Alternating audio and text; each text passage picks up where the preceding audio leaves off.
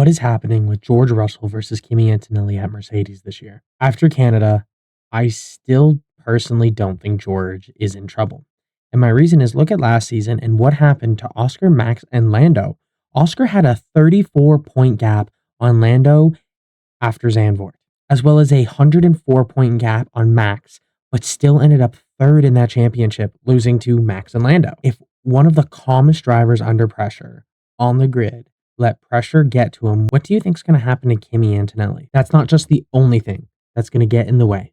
McLaren, Ferrari, and now Red Bull have capable cars.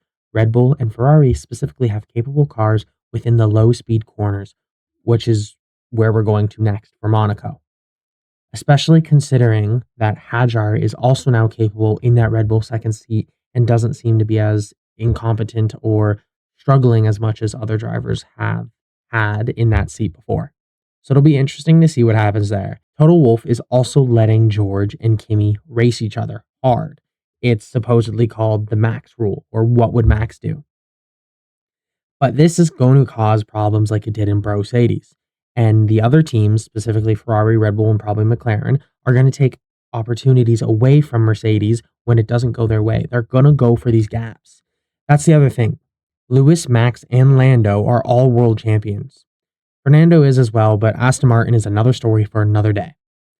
But these three are all in top teams, and they're going to race the brakes off of George and Kimi when they get their chance. And especially as they bring upgrades throughout the season. And we will also have to see the ruling on the Mercedes engine in August. If the ruling turns out bad for Mercedes, that means the Ferrari engine and car might be the fastest on the grid, or at least it would make the teams more even. I also wanted to say, Kimi only has a 43-point lead. That could be erased in 2 weekends, just like that. So I don't think it's as much as we think it is, especially with George being able to be a consistent driver and be able to be in that top echelon of drivers, as well as just getting the car to the finish line, almost kind of like how Lewis was. I truly think over the next 17 races, that's how many's left of the season, 17. There's a lot of races left. I do believe over 17 races, George Russell can whittle down a 43-point lead.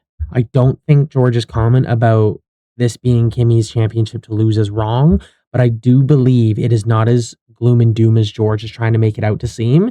And I do think like that could be a mental thing to try and get into Kimi's head, make him stress out, oh, this is my championship to lose. But let me know what you think.